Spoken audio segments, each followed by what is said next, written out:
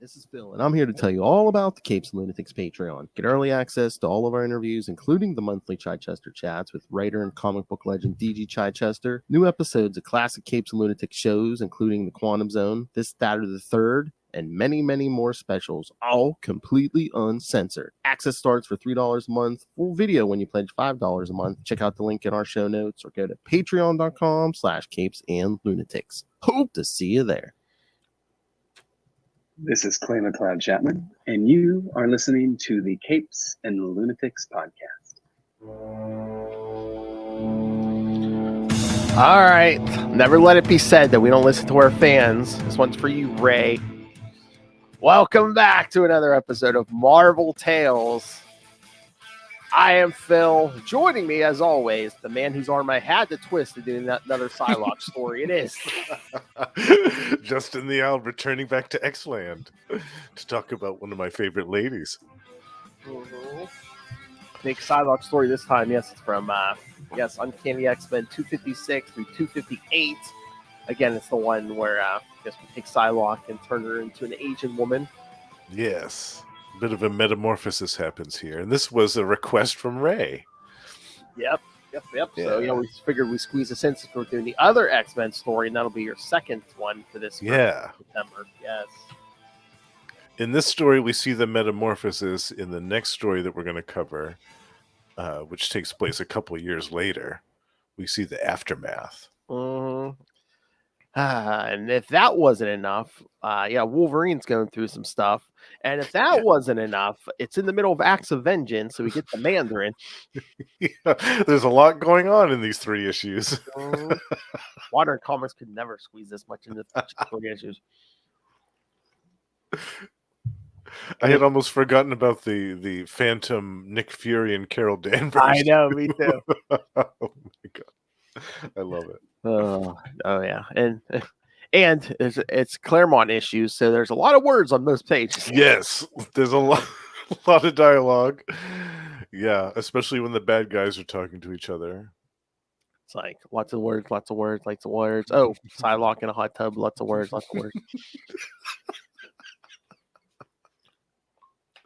Yeah. No, don't cover up that Jim Lee cleavage. No, never. Yeah, don't cut that off. Yeah. All right. So, should we jump into these?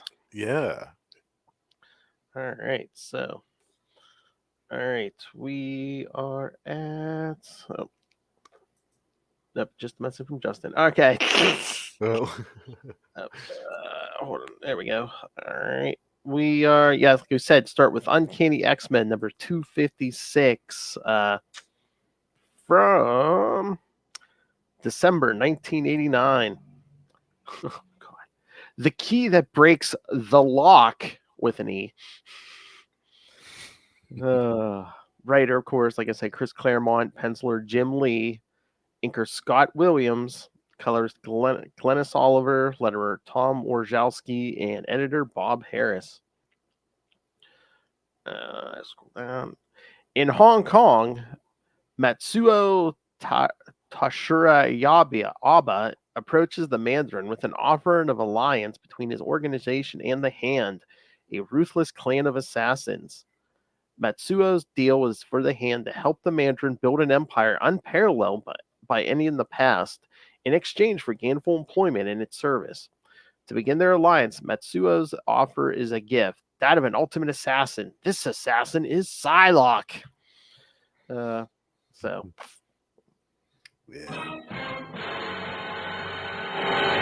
Oh yeah, and if there wasn't enough going on, what was it, like 4 or 5 issues previous, most of the X-Men went through the Siege Perilous, so they've been thrown all over the world, most of them with like amnesia or whatever, so. Mm-hmm.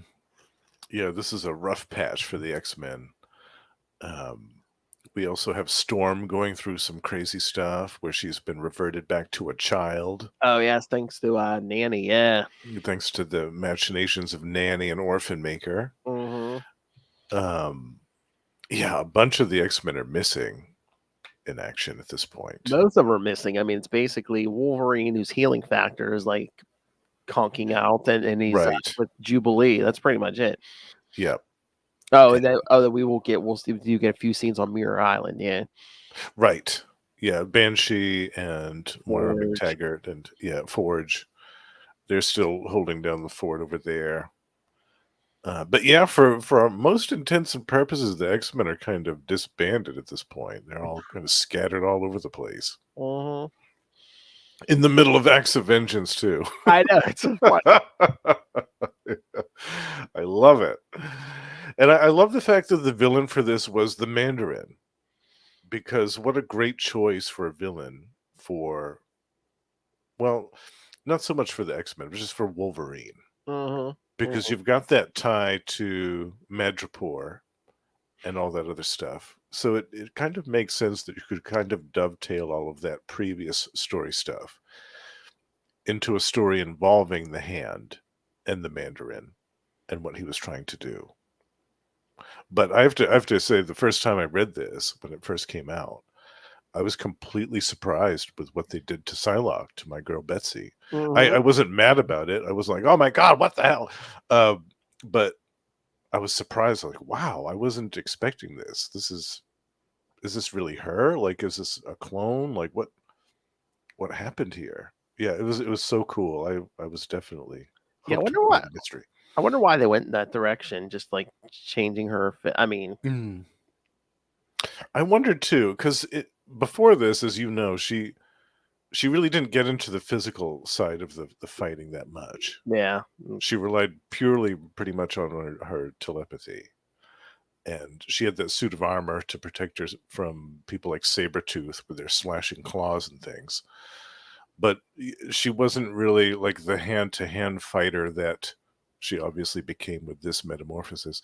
So I wonder if they wanted somebody that was a little bit more physically capable in the Maybe, yeah, more somebody, more yeah. physically capable, and two kids. From this point on, she'd be wearing quite the opposite of armor. Yes, absolutely. Yeah, the bikini did not leave much to the imagination. Let's put it that way. No. What follows next is a surrealistic dream sequence as Betsy relives details of her life, undergoes a physical transformation from British to Japanese at the hands of the body shop, with nightmarish versions of Spiral and Mojo causing the transformation, and her being set against her teammates, who she murders in order to obtain each of the Mandarin's 10 rings. In the end, Psylocke defeats Mandarin himself, who takes the form of Slaymaster, and it is revealed that the dream was a sensory deprivation brainwashing experiment that the Hand used to finalize their assimilation of Psylocke into their organization. In the end, she returns the rings to Mandarin, to whom she pledges her undying loyalty. No,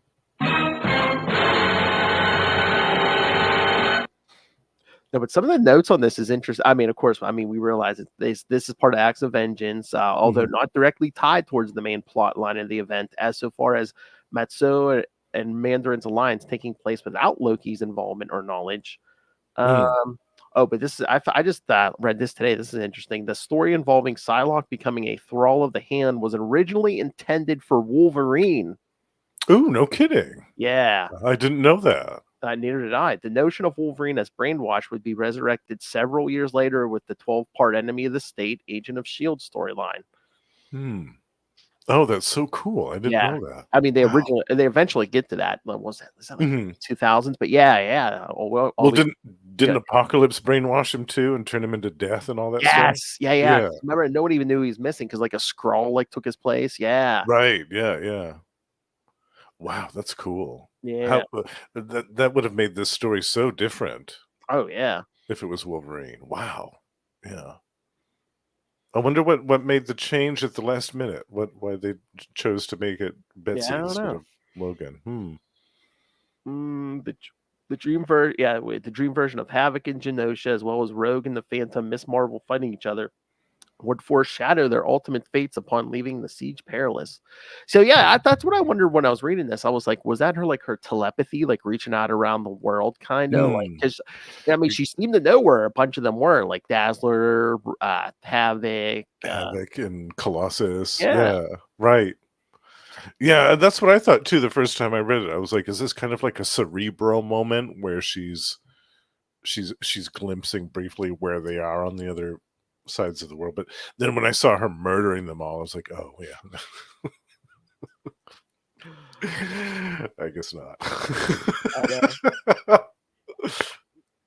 But I mean, this story, I mean, it's good, but it's so funny just because it's like acts of vengeance. Because it's just like, we need to slap acts of vengeance. We'll Yeah. put the Mandarin in there. Okay, That's right. Yeah. that's what they usually face. Okay, it's acts of vengeance. Yeah. It counts. It still counts. I'm trying to remember if there's anyone else like that far off the beaten track. Like the only person I can think of is like the Hulk, but that's because he was like, in Nevada. It's like, oh right, yeah. He did have some stuff in Acts of Vengeance though, with the Great Gargoyle. I think. yeah. Yeah. I love that. I love that issue. I think wasn't another one Mr. Hyde. Maybe that was right around there. I don't think it was Acts of Vengeance, but yeah, it was around. It was like a couple right months there, later. But yeah, right, yeah, that was good stuff. So yeah, that happened, kids. Yeah, what were your thoughts on this one, Phil? I mean, it again, like I said, it was good, but it was just it was like all of a sudden, it's like, oh yeah, we have Psylocke. We like slapped her in this machine and stuff, and it's just we got this telepath working on her and stuff, and it's just like, wow, that's random. They're like, here, Mandarin, here's a gift, an assassin from Psylocke. Yeah. I thought that the callback to Slaymaster, yes, was interesting because that was the villain who ripped her eyes out. Yeah. And her brother, when he found out, basically just killed him. He squashed his head with a rock. But I thought, wow, what a great way to mess with Betsy. Mm-hmm. That was one of my favorite Joe Fixit ones, Ray. Yeah, the fight with Great Gargoyle. Yeah, love that one. Great artwork around in that one too. Yeah. Mm-hmm. But I thought it was interesting too when they're just like, oh yeah, maybe we'll get right with Psylocke. What we got wrong with Elektra. Oh. Well, not quite. It lasted for a couple of issues, but it's still got some perfecting to do with their brainwashing techniques, apparently. Which the physical transformation too, it almost seems like, I know, Elektra wasn't Asian, but it almost seems like they were trying to move closer to the Elektra model. Yeah, definitely an appearance for sure, with her costume and her hair. Yeah, definitely. And the fact that she eventually got those katana blades and things like Elektra had. Ray says, oh geez, I forgot about Betsy's eyes. Yeah, Ray, she has eyes, okay? Her eyes are up here.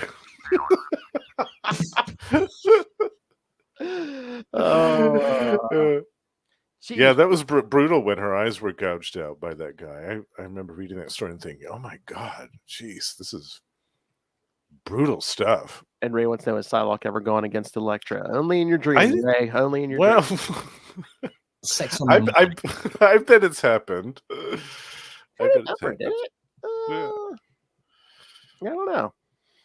I know she was hanging out with Wolverine for a while in the 90s, but yeah, I don't know if she ever actually got in a fight with Psylocke. Or I wonder if during the Uncanny X-Force days, when they were acting kind of like a hit squad, I wonder if that ever happened. I mean, they were both on. I was gonna say they were both on versions of X-Force, but I don't think were they ever on the same team. I don't think. I don't remember. Yeah, I'll have to check that out, but cannot remember. That would be quite a duel. The two of them dueling it out. Yeah. Yeesh. Yeah. But that cover to 256 is so funny because she's like almost pretty much completely encased in armor, and it's just like, that's not going to last long. Yeah, you wouldn't see this look last very long. And at first, you wouldn't even know that that's Psylocke. Like if her name hadn't been on the cover. You might not have known that was her. Or you wouldn't even know, because I mean, again, like he would get out of that armor after a while, but it's like you wouldn't even know that's the Mandarin on the cover if his name wasn't on the cover, because he's basically just wearing like a suit and stuff. Yeah. Like a regular tie and stuff. Yeah. Yeah. That was the first time that I ever saw the Mandarin just dressed in regular clothes. Any other time, he was always in either that blue and white armor that we saw for a long time in the Iron Man stuff, or that like the robes and stuff, the ancient looking robes that he was wearing for a while. Yeah. Yeah, just on fighting skill, Ray. Yeah, Electro would win. I mean, but if Psylocke can use, telepathy or stuff or that side Yeah. knife, yeah, I don't know. Yeah, I think Betsy would win. My money's on my girl Betsy. All right, should we get to the next issue? Yeah. All right, so part number 2 from Uncanny X-Men 257, January 1990. Lady Mandarin. I was gonna say same team. Claremont, Lee, inker Joseph Rubinstein this time. 2 letterers, Tom Morzalski and Chris Eliopoulos. Yeah, I think everyone else is the same here. In the service of the Hand and the Mandarin, the brainwashed Psylocke establishes herself as Lady Mandarin, reestablishing the Mandarin's control over the Hong Kong underworld. With that accomplished, her master, Matsuo Tashiyaba, orders her to take care of a potentially recently arrived enemy, Patch. Wolverine has come to Hong Kong with Jubilee's help, although he is still suffering from both his extensive injuries and from hallucinations. Yeah, because his healing factor is not quite what it was, kids. Mm-hmm. He and Jubilee visit Rose Wu, a friend of his working for Landau, Luckman, and Lake. While shopping, Jubilee and Rose's granddaughter are kidnapped by Psylocke. The ninjas later confront Wolverine. Logan has the upper hand in the battle until he recognizes his teammate, Psylocke. She uses his confusion to take him out. In Cairo, Illinois, Storm, changed into a prepubescent child, is on the run from both the police and the Shadow King, not remembering her life with the X-Men. On Mirror Island, Banshee, who feels a wrongness, asks Forge to install a backdoor into the defense system he's installing so that they can slip back in undetected should something be wrong. Polaris fears that the wrongness is her fault. Before she can act on this, though, she is taken prisoner by the mentally unstable telepath Legion. Ray, wait, who's Patch? Wait, Wolverine's Patch? No way. Yeah, come on, Ray. This is a good. This was written for you, Ray. Psylocke, Forge. Come on. Yeah, this is some definite Forge in this era of X-Men. Mm-hmm. Yeah. Oh, Ray's glad to see her feeling better. Oh yes, thank you, Ray. Yes. Feeling much better today. Oh, okay. I was gonna say the only note on this is I guess this is the first time we see Jubilee in that actual thing that's like, I guess passes as her costume, with the yellow. Yeah. Okay. This is where she got that outfit. Yeah. Okay, interesting. I love Jubilee right from the beginning. I thought, my God, I love this girl. She's fantastic. I like the attitude. Yeah, definitely. I was a lot like her when I was a kid. so I resonated with her a lot. I was a little wise ass. No. Forge is very underrated. I agree Yes, with you. yes. I agree with you, Ray. Yes. Because I was reading this, I'm like, oh, we're gonna have to do more of like this Jim Lee era and stuff. And yeah. So good. And the Mark Silvestri right before it too. I love that stuff. Yeah. More of the Forge stuff. Yeah. And Forge too appeared in X Factor for a while. Yes. Yeah. Was it? Yeah, like towards the end of like that originals run. Yeah. It was around issue 100, I think, wasn't it? It's a little after maybe, but yeah. Because like they kind of take havoc out of it for a while, and I think Forge base kind of like becomes the leader almost. Mm-hmm. Yeah. Yeah, it's they changed up the roster too. It was Forge and Wild Child, Mystique. Mm-hmm. Yeah, that was a cool run of X Factor. We should cover some of that too. Oh yeah, definitely. Oh yeah, there's a ton of X Factor we want to cover. Yeah, we're gonna go. Oh, put that era on the list. Yeah, we were just talking about that the other night. We were putting some slots in there for X Factor next year, kids. So yeah, that might have to go in there. All right. Yeah, there's so many to choose from. I love it. Mm-hmm. But yeah, I agree. We'll add some Forge to the roster for next year for sure. Did he ever have like a mini series or anything like that, like a solo? Not that I can remember. Ray, I can't remember. You remember either. Forge Maybe had Ray might know. mini? Oh yeah, Mirror Island Saga, Forge versus Reavers. Yeah, all that. Yes, Forge versus the Reavers. That was a great one. Mm-hmm. He basically took most of them down by himself. It's fantastic. Oh yeah, we'll have to do that whole era, like when they go back into space, and when they bring Professor X back, and the whole thing with the final battle, Yeah. Shadow King and stuff. Yeah, Yeah, that's classic stuff right there. I love it. what was it? Oh yeah, next year I believe we do have the Extinction Agenda on the schedule already. So Yes. yes. Yeah, we'll be showing the love for the X books next year for sure. Oh yeah. Yeah, good bit of Xbox already on the schedule for next year. But yeah, this story is it's good, but it's like you get Psylocke looking way different. Wolverine's like in that black costume with like the red belt on it. Yeah. I call that his ninja costume. Yeah. Oh yeah, we gotta do that too. Bang, you're dead. Yeah, issue 273. Yeah, when Wolverine and Gambit are having their like training duel. Yeah. Yes. Bang, you dead. Bang, you did. It's like right after the Extinction Agenda. Yeah. Yeah. Oh yeah, that's right. That is the. Oh yeah. Oh yeah. Psylocke stands there while Jean Grey takes a shower. I remember that issue. Yes. Yeah. Sure, Ray does too. Very vividly. I think he's gone, but all right. I'll hear this. All right. I love how Logan can't even smoke a cigarette in this issue. Oh yeah, and he's coughing. He's on that skiff, and then he just starts hacking. He's like, so much for smoking. Healing factor can't cope with tobacco the way it used to. And he just drops the cigarette, and it lands on top of that ninja's head that's climbing up the side of the boat. I know. It's so good. Well, it's so funny, his thoughts. He's like, I never really gave death a thought. He's like, I guess I better start doing it. Yeah. You might want to, Wolverine. You might want to.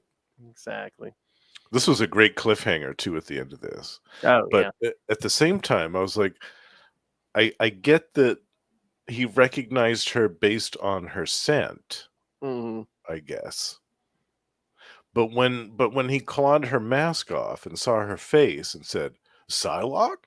I thought, wait a minute, how would you even know that was Betsy? I mean, she looks completely different. Yeah, that's weird. It's like, is it the art too? Because sometimes I seem like her face kind of shifted. It's almost like she looked like a completely different person than other times. It almost seemed like they tried to make her look like Betsy, just like with like Asian features or something. Right. It was just, like an amalgamation. Right. I was waiting for, and again, it would have made the retcon later a little difficult, but Wolverine should have been like, wait a minute, you smell like Psylocke. Yeah. Yeah. And that's something actually that's referenced in the next story that we're going to cover in the next episode, the next Psylocke one. Yeah. He detects her scent in the woods when he's out and about wandering, but it's not Betsy. Yeah. I remember when I was rereading this, I remember thinking that was weird. How would he know that was her? Like, unless it was a scent thing. But his powers are kind of on the blink now. Yeah. So even that shouldn't have worked properly. It would have been funny if one of the ninjas or somebody just yelled, "Take him, Psylocke!" And he was like, "Wait, Psylocke. Wait a minute, Psylocke!" And then he sees the purple hair. He notices the purple hair. Yeah. Like, well, wait, how can it be? I'm trying to remember. She was using that Psy blade before, right? I don't think so. Oh, she wasn't? I was going to say, because I was trying to remember if she used that before. I think this is the beginning of this. Okay. So I was like, I thought if she used that before, that'd be a red herring, but okay. Yeah. Before her power would manifest itself kind of like in a butterfly effect, like it would be a pair of eyes that were right, and that was kind of how it showed itself. But I don't think she ever like used her psychic powers in a physical capacity like that. Wait, Ray said, just check to date, Forge 369 appearances in comics, no solo series ever. Dang. 369. That's amazing. You're welcome, Lilith. Either do the 6 or do the 9. Yes. Oh man, we might get a little hellfire on the show if we're like, hey, hurry up, we're gonna do a Forge episode. He has 359 appearances. Yeah. We'll cover his whatever his last appearance was.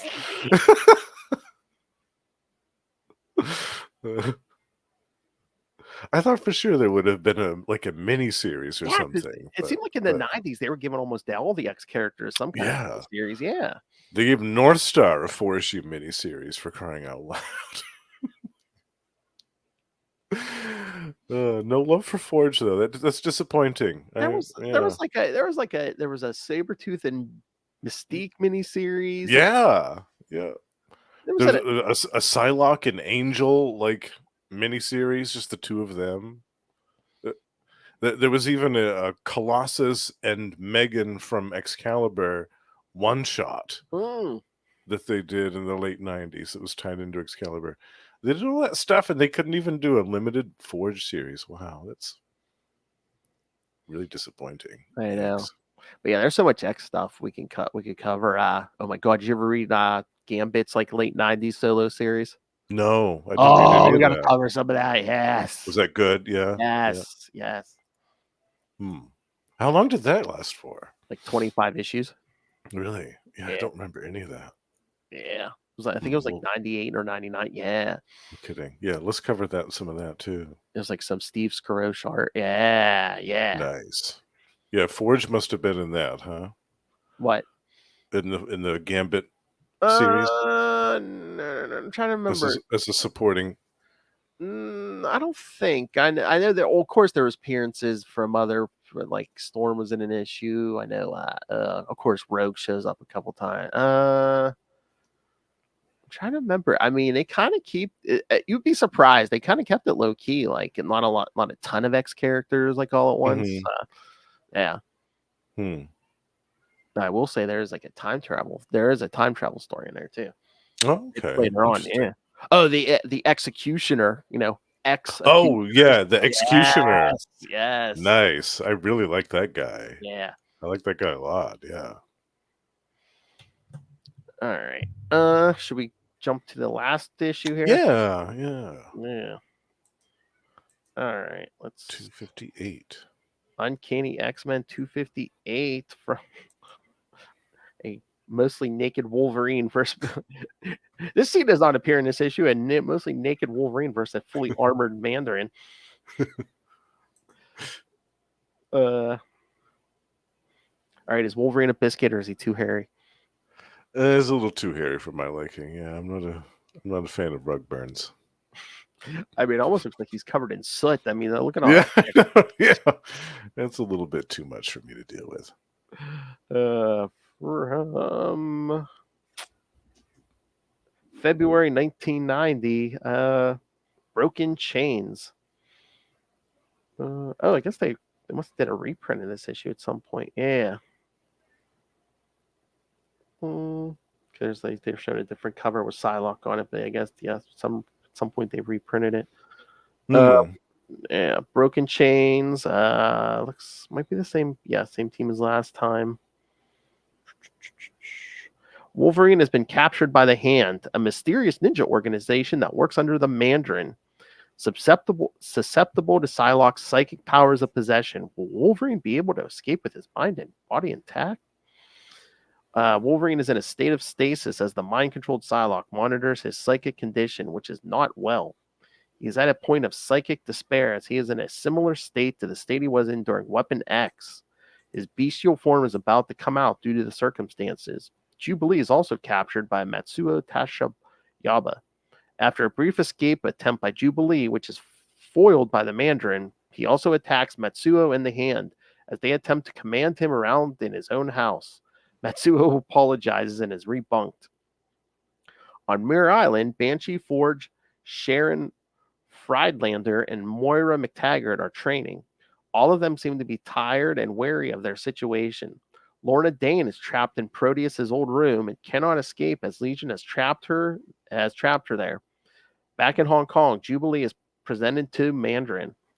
Psylocke is still fiddling with Wolverine's mind, showing him phantom versions of Jean Grey, Mariko Yashida, and Yuiko. Wolverine defeats her in psychic combat and breaks free from the cage. After defeating him once more, Psylocke presents him to Mandarin, but Jubilee manages to get free. Psylocke reveals that it was all a ruse, and her and Jubilee attack Mandarin with the help of Wolverine. All three of them defeat Mandarin and get on a ship, sailing to an unknown location. Psylocke reveals her story as well. Oh, yes, kids. And again, these issues were $1 a piece, so. Back in the day. Put your money's worth back then, kids. That's right. That's right. Yeah, that was a weird scene where, like, they present Jubilee to the Mandarin. I'm like, I'm assuming they wanted her. I'm assuming they painted her up was supposed to be like a geisha girl, but I swear she just looked like she was painted like a clown with like the big red and stuff. Yeah. I know. Yeah. It didn't say geisha. I'm just like, it looks like she's a clown or something. Yeah. Well, the Mandarin was going on and on about how she had Chinese heritage and how she needed to be proud of it and how she needed to like dress the part, you know what I mean? How she needed to be a traditional Chinese girl and all this stuff. And I love how the first thing that she does as soon as she gets trotted out in this garb and everything is she sticks her tongue right out the Mandarin in defiance. Oh, I love that so much. I know. I was like, wait, I'm like, is she supposed to be like a servant for him or like a surrogate daughter? I mean, anything else is gonna get kind of creepy here. Yeah. Yeah. It would have been really gross to think beyond that. Yeah. Yes. Yeah. But I was surprised, like the very first issue, where they had Psylocke fighting for the Mandarin's rings, like Chris Claremont, I give you credit. I was so ready for that title to be Lord of the Rings. One ring to rule them all. Yeah, I forgot to mention in that first issue too how much I enjoyed the dream sequence when she was a kid with her brothers. Oh yeah, with Brian and Jamie. I really loved that. That was a nice callback because I don't think a lot of readers realize that she was naturally a blonde. Like I forgot about that. I was like, oh yeah, yeah. Her and Brian were twins, I think, and I think they were twins, but. She was blonde for many years. Yeah, I loved that little bit because that was cool. A cool callback to when they were. Yeah, that was a funny scene when Jamie's letting her drive the car and Jamie's girlfriend's in the car goes, slow down. She's all falling and flailing around in the back seat. Yeah, you're all crazy. Yeah. I loved that. That was my favorite bit out of these 3 issues was that little dream sequence with her and her brothers. I thought that was so masterfully done. So good. Yeah. And like showing you again that she was the adventurous one and Brian was like the bookworm and stuff. Yeah. Yes. Yeah. Yeah. And that's kind of addressed too in this issue 258 where she's talking about how she could have been a Captain Britain and all this stuff. It should have been her. All this. I also loved how we see in the very beginning that horrific sequence where Wolverine's in the tank and Psylocke is working her psychic powers on him, and it looks like he's like mutating and turning into a feral beast in his visions in his mind. Like all these gross, nasty sores are like erupting all over his body, and he's turning into this nasty creature with just completely devoid of humanity, like his humanity is completely gone. And there's that great double panel where you see like the vision in his mind, and then Psylocke in the panel right next to that is mimicking his motions, his physicality in the vision. She's mimicking it completely in real life. I love that those 2 panels next to each other were perfect. But yeah, I mean, I love the callbacks to Weapon X, and I know we're going to be top heavy with mutants next year, but we have to do that Weapon X story from Marvel Comics Presents next year. I mean, that's classic stuff. Yeah, we do have to do that. Or unless we do. I hate to sit on good stuff, but I'm like, maybe unless we just wait till Deadpool 3 comes out or something. No, there'll be plenty of other stuff to cover.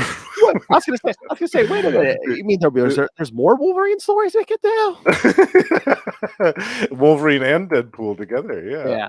I mean, Wolverine doesn't appear a lot, does he? just a tad in the 90s. And its own series and every X-Men since he joined the team. Yeah, Yeah, and guest appearances everywhere else. Yeah, especially in the you know, 90s. Yeah. yeah, Uh, Okay, I guess we could do Weapon X next year. yeah. We could totally do that. Oh, you know what we should do? Oh, if we could do a whole Wolverine month. We could do Origin. We could do Weapon X. We could do some of that John Buscema and Chris Claremont to the beginning of that series. Oh yeah. When he's in Madripoor as Patch. Yeah, Once again, there's yeah, no shortage of Wolverine content. that's right. Yeah, How we could do but Enemy of the State. and yeah, and we can also do some of that stuff on Uncanny X-Force when he was Yeah. leading that crew, because I didn't get to read a whole bunch of that. And I'd like to go back and revisit that stuff. Oh yeah. Yeah, because Psylocke was on there too. So yeah. We Psylocke, Archangel, Phantom X, Deadpool. That was a great little lineup of that crew. Yeah. Oh yeah. Have to get there. Yeah. Oh. This was great though, because we get to see Wolverine kind of not indestructible for a change. Yeah. His healing factor was on the fritz. His powers were on the fritz. His claws were still working fine, but But he was he's basically getting poisoned by that adamantium skeleton. yeah. And he's slowly going crazy. He's essentially tripping balls. He's seeing Carol Danvers and Nick Fury, like phantoms of them in his mind, which Psylocke actually started seeing as well, because she entered his mind with her psi knife and created a link between the two of them. Yeah, that's using a weakness as a strength, because she's like, I felt like Carol Danvers was actually punching me, and I loved that. I know. Yeah. So you're a big Jubilee fan too, huh? You said. Yeah. I love Jubilee. Yeah. I felt like she was kind of the youthful breath of fresh air that the X-Men needed at this time, because after the mutant massacre, there weren't really a lot of kids left in the group. Oh yeah, and Kitty left and joined Excalibur. Yeah. Right. Yeah. And I felt like, to me, she was very much the quintessential like late 80s, early 90s kid, kind of like Boom Boom as well from the Exterminators and X-Force. Sort of. Yeah. I loved her. I thought she was sassy and fun, and I liked her power too. I thought her power to create those light explosions, those firecracker things, was really cool. And she actually, like, when she freaked out in this issue when she thought that Wolverine was dead, Oh yeah. she actually just blew up the whole the Mandarin's house. So reading that for the first time back when I was a kid, I loved her even more. I thought, wow, she's got some serious power here. She's a force to be reckoned with. She's not just some little kid that can just distract people and be annoying. Like, she's really powerful. I love this girl. Yeah, that was funny, because it's like Psylocke's like, well, that's not the opening we were going for, but I guess we got to go with that. Yeah, it'll do, I guess. Yeah. And great art in this issue. Oh my gosh. Yeah, Jim Lee was really at the top of his game here. So good. Oh yeah. Yeah. Classic Jim. Yeah, classic Jim Lee. Yeah. From the dream sequence with Wolverine turning into the monster, to just like the design of the Lady Mandarin armor was really cool, because it's kind of evocative of the Mandarin's own armor that he was wearing at this time, but it's uniquely different as well. And the like the little subtle effects when Jubilee was using her powers, the inkers really did a good job in these issues too with that. And I would assume, I guess for the redesign for the new Psylocke, I guess that was Jim Lee, I would think. I think it was. Yeah. Yep. Maybe Claremont was like, oh, make her Asian, or I don't know if it was his idea, make her Asian, but the actual look, that was all Jim Lee. Yeah, definitely. Yep, one of his better designs, I would say.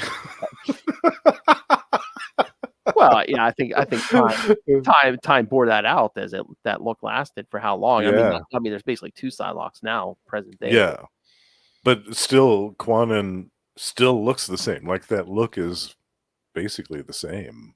Oh yeah. Yeah. 30 some odd years later. So I say that's how you know, like it's a good look. It stands the test of time. Again, yeah, like I said, 30 years later, it's still here. Yeah. Hell, over 30 years, it's still here.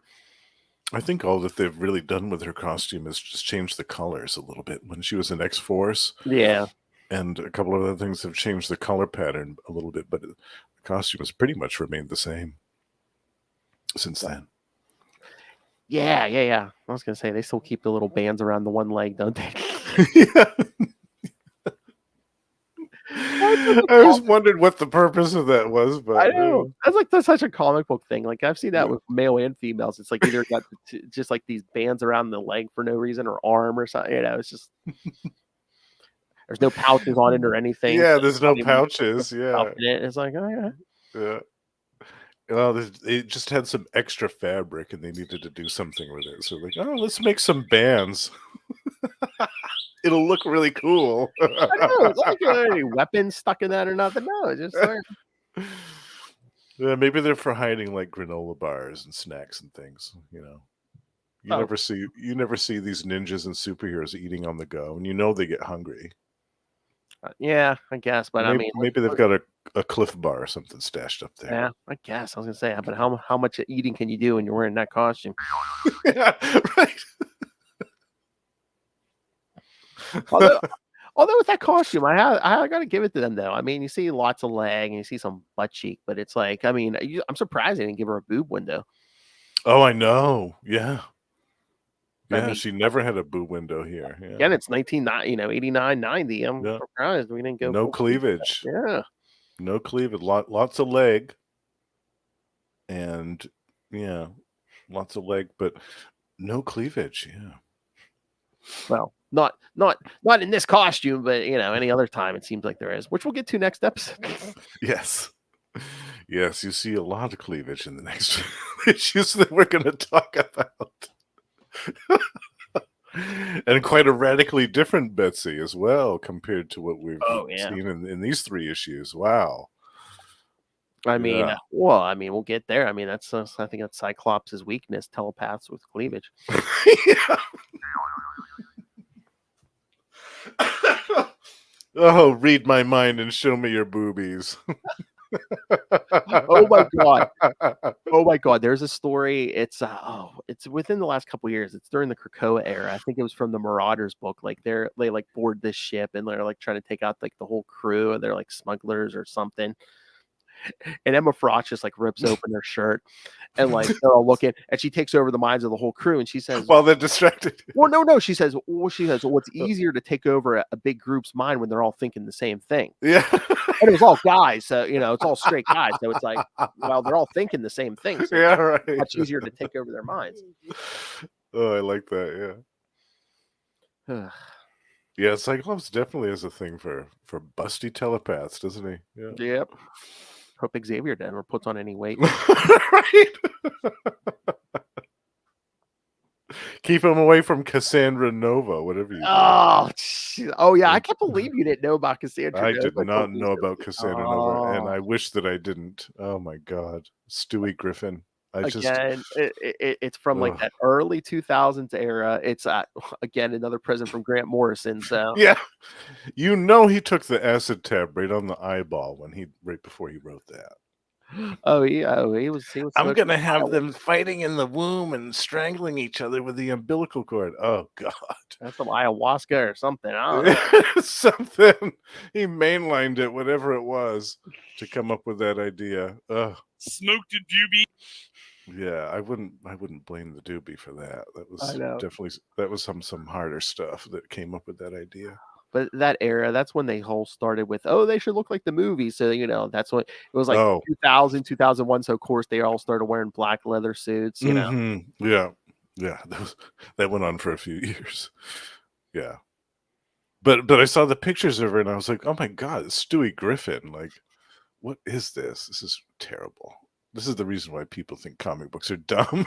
It's Cassandra Nova. Yeah, it's a perfect example. Literally, kids. I mean, it looks like it's a female Xavier. Yeah, long lost evil twin sister of Charles Xavier that survived the womb. Like, I can't. I can't. I was gonna say I we can't, can and I won't. say we can cover that one day. No, thank you. Ah. Like Lord says, I do the Lord's work. I mean the Lord's work. The other guy has dibs on that one. Justin's like, that's all your love.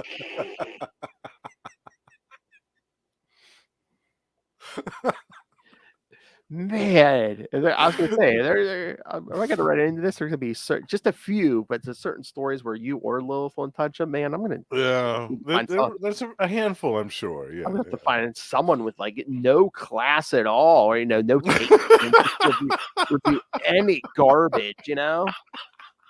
Sounds like a plan, Jan.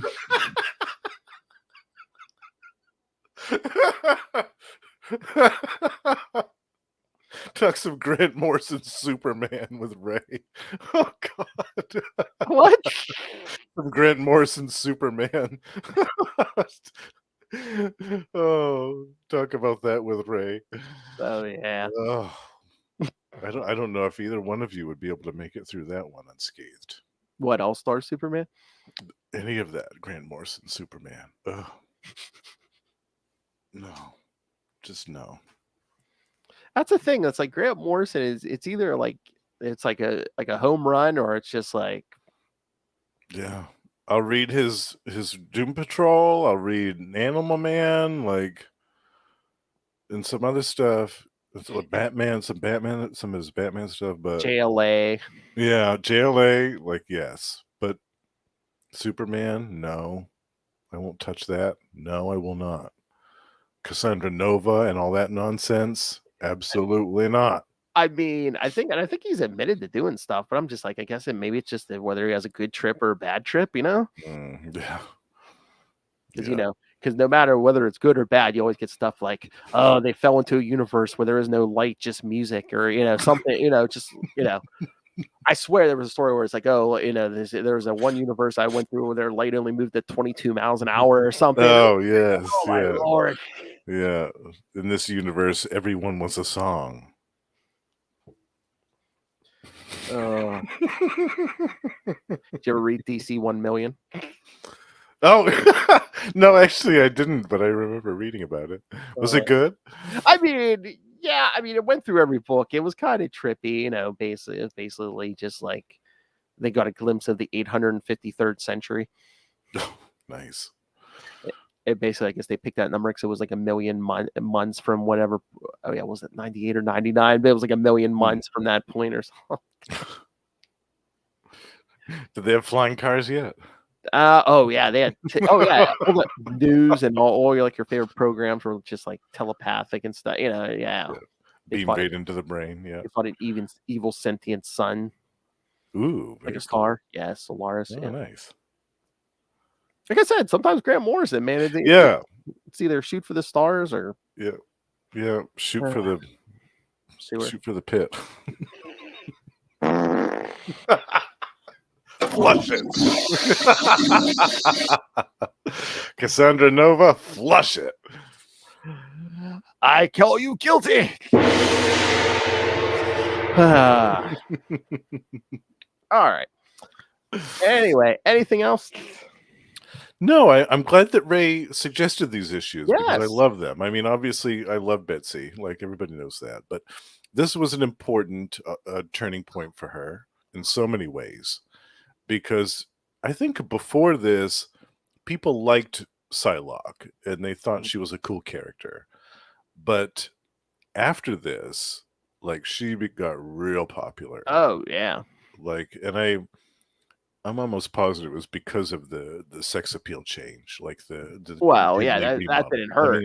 It's pretty obvious, but I think that Chris Claremont took more time to develop her character some more. And I think that the readers definitely appreciated that. He made her more of a main character instead of kind of like a backup. Yeah. As I feel like she had been treated in the years prior to this. So that made me happy. I was like, okay, Psylocke she's changed now, but she's getting the spotlight that I feel that she deserves in this book. So I'm all for it. Yeah. Oh, hey, you almost let me get out of here without playing Ray's feedback.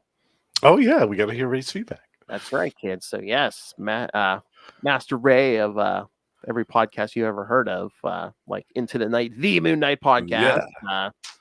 To Know Hers to Fear Her, the Spider-Woman podcast. Who should be very happy because Jessica Drew's getting her own solo book again here in a few months. Yeah.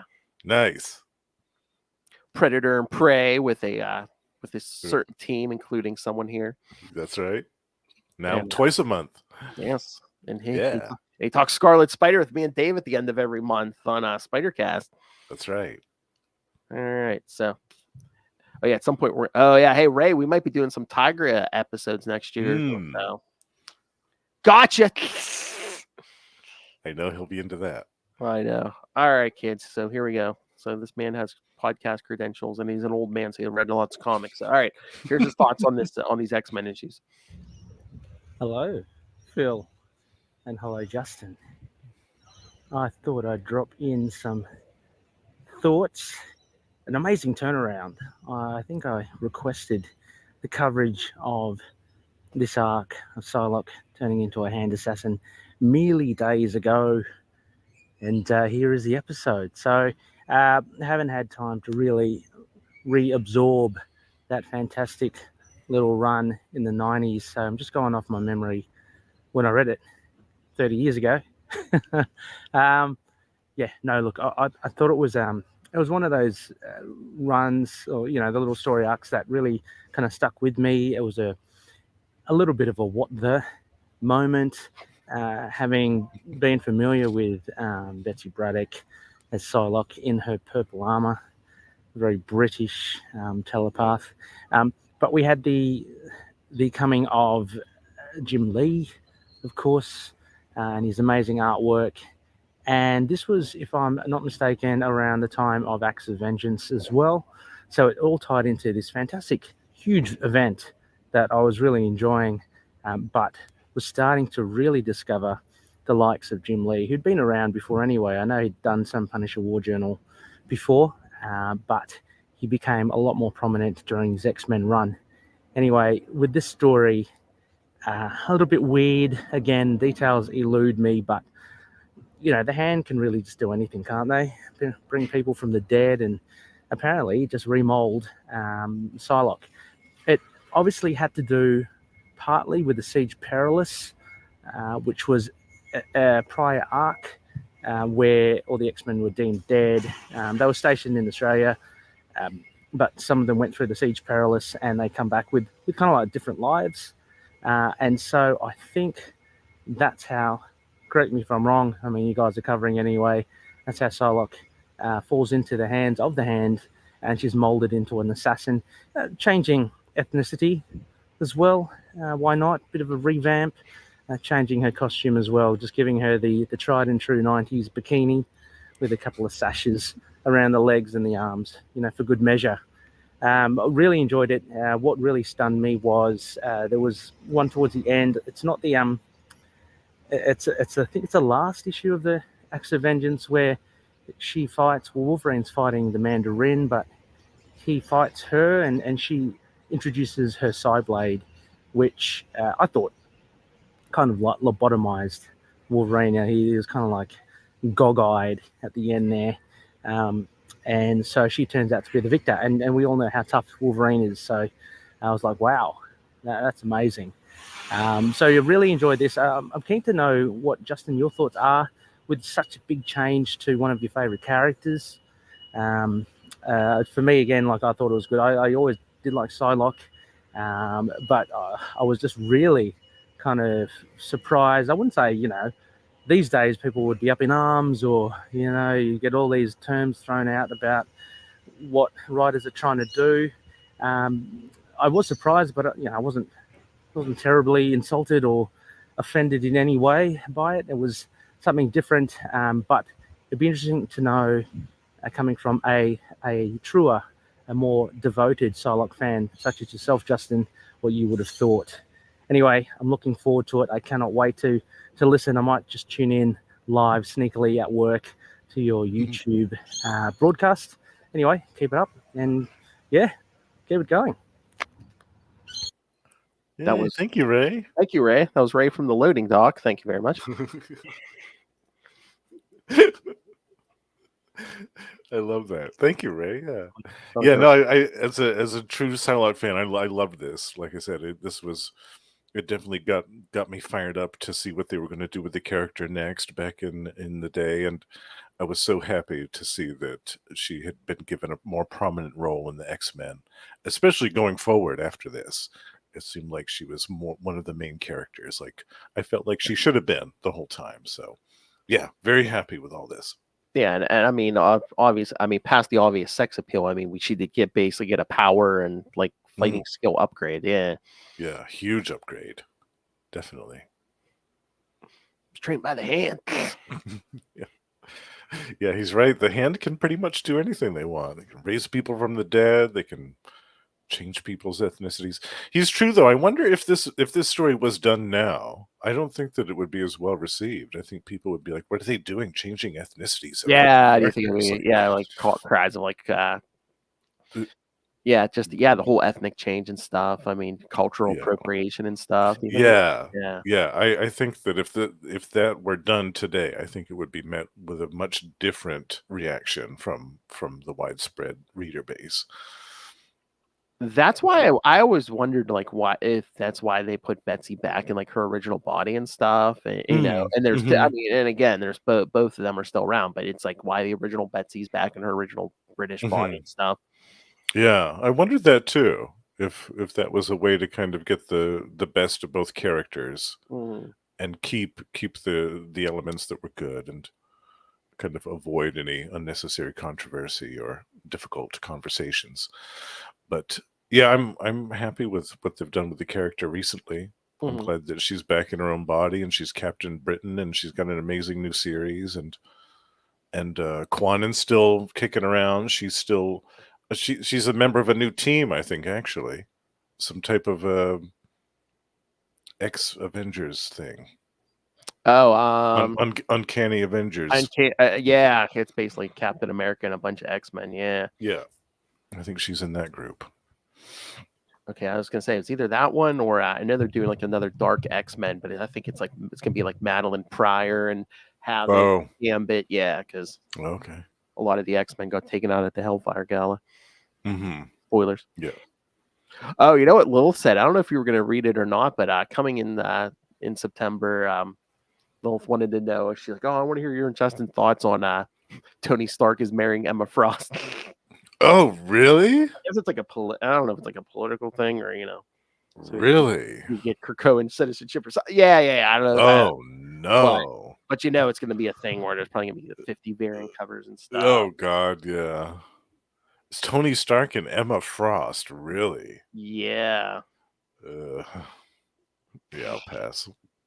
Yeah, I mean, I think I'm gonna pass on that one. yeah, I mean, the Krakoa stuff was all right, but I think they've just been dragging it out way too long. Yeah, it's not really for me. I tried to get into it, but it's so far removed from the X-Men stuff that I know. It's just Yeah. and so much has happened in the last 30 years of the X-Men. Like so much has happened. Oh God, look at that. You want some cleavage, Ray? There you go. Yeah, wow. Yeesh. Well, that will be. I hope they signed their prenups. Let's put it that way. That's the thing. Tony Stark's always throwing that fortune away. And it's like, I'll rebuild it later. I'll sell a couple patents. I'll be good. I guarantee you, the first thing that he did when he started dating her was install some psi blockers in his brain so she can't read his thoughts. Yeah, except when they're in the bedroom. Okay. Tonight, do. Yep. All right. Then he turns them off. Yeah. Let me think. All right. Make me think you look like Scarlet Witch. Okay.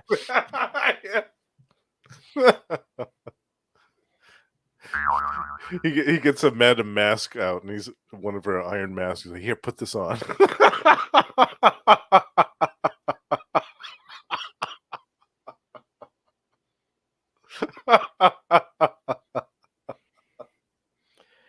Can you you pretend to be Jean? Can you pretend to be Jean Grey? Oh, come on! Like Cyclops never asked you to do that. Come on. You should be used to that by now. Come on. You've got a red wig in that closet. I know you do. All right. Anything else? I think we covered it all. Let's go on a high note. Yeah. All right, kids. So yeah, so that again, first week of September. So yeah, you'll be getting another episode of Marvel Tales this week. Next time we'll do more Psylocke, X-Men 20 through 22. That's right. Where we get to address more of this mystery. Yep. Oh yeah. Was that transformation what we thought it was? Well, we'll find out. Yeah. And then yes, week 2, we're gonna be doing a bunch of Silver Sable in the Wild Pack. Yes. Beginning of next week will be Silver Sable in the Wild Pack 1 through 3, and then the second episode that week will be Silver Sable in the Wild Pack 4 and 5. And then week 3 we'll do a bunch of West Coast Avengers, the first West Coast Avengers miniseries, and then the second episode will be the first couple issues from the ongoing 1 and 2, and then Vision Scarlet Witch number 2, and then because Ultimate Spider-Cast will be back that last week of September when me, Ray, and Dave talk more Scarlet Spider. So only one Marvel Tales that last week of September, but it'll be the Mighty Thor 433 through 436. Which was Phil's pick. I love it. Yes. Beginning of Eric Masterson as Thor. Yes. Yeah, love it. So good. Some good villains in there. Yeah. Annihilus, Absorbing Man. Yeah. Yeah. So good. All right. So yes. So send us all your thoughts like Ray did. Or Ray, send us more thoughts. Email us CapesandLunatics@gmail.com or call the voicemail 614-382-2737. That's 614-38-CAPES. And remember, you can find all things Capes and Lunatics, episodes, social media, merchandise, the Patreon. All parts of Heroes Reborn are up on Patreon now. Yeah. So yes, join me in the Patreon Elite and you can listen to all of them. We have all of join Justin in the Patreon Elite along with Russell, Ray, and Moz. So yes, you have every drunken thought of Lilith Hellfires on Heroes Reborn. So go check that. All right, I got the final tally. And kids, Captain America did not come in last place for her. Oh. So tune in and find out which Heroes Reborn series came in her as dead last. You would have thought it was going to be Captain America. It was not. Wow. Interesting. I'm going to have to listen tomorrow and find out what it is. See? All right. So, Mr. Justin, you're here. Well, usually once a week. In September here, we'll be here 3 of the 4 weeks, twice a month. Usually on We Are the Night, the Batman podcast, once a month. You'll be there every week in this September. That's right. And again, and we're gonna have a Wondercast with Will and Ray coming up here, and lots of fun stuff. Electric Mullet. Oh yes, thank you. Yes, and now we are doing Electric Mullet twice a month with Mr. Tyler Patrick. Yes, so the Superman podcast. Yes, and if that's not enough, Justin does even more podcasts. So, Justin, what else do you do? That's right. In addition to those, I co-host with my pal Russell Gamma Charge, the strongest podcast there is, twice a month. We talk about everything to do with the Hulk and the She-Hulk. And we're covering in live episodes the brand new Incredible Hulk series by Philip Kennedy Johnson and Nick Klein, which is excellent. If you haven't checked it out, do read it. We also have a Patreon, so check that out if you're so inclined. And in addition to that show, we co-host with our pals Ray and Sparky, Predator and Prey, a Yocha podcast in which we talk about everything to do with Fox's Predator in comic books, movies, action figures, and more. And last but certainly not least, the project that I've been talking about for the last year and a half, the Lost Library of Legends, my quote-unquote solo project. It's almost done. I just have to stop getting kidney stones so I can finish it.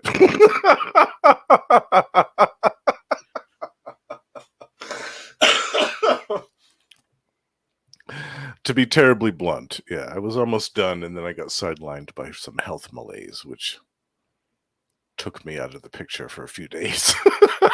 That escalated quickly. Yeah, it sure did. Yeah, come on, take care of yourself. What was that cranberry juice you're drinking? Yeah, it is. Yeah, Yep. come on. I lost one co-host this year. I don't need to lose. No. I'm taking care of myself. Trust me. Good. I figured if anyone took care of that region, it was you. Okay.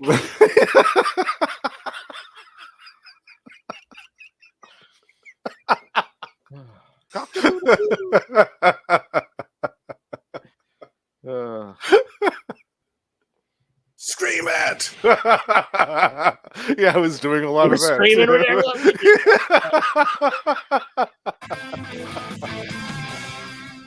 All right, kids. Wow, what a way to end this episode. All right. Yeah, come back next in a few days for X-Men 2222, and then next week we'll do all that Silver Sable. Yeah, send in your thoughts. That's gonna be quite the refresher for me. I was looking at some of those covers today. I was like, oh yeah, the cover with her, the jetpack on. I'm like, oh yeah, that one. Yeah. Hot girl summer here. All right, come back next time.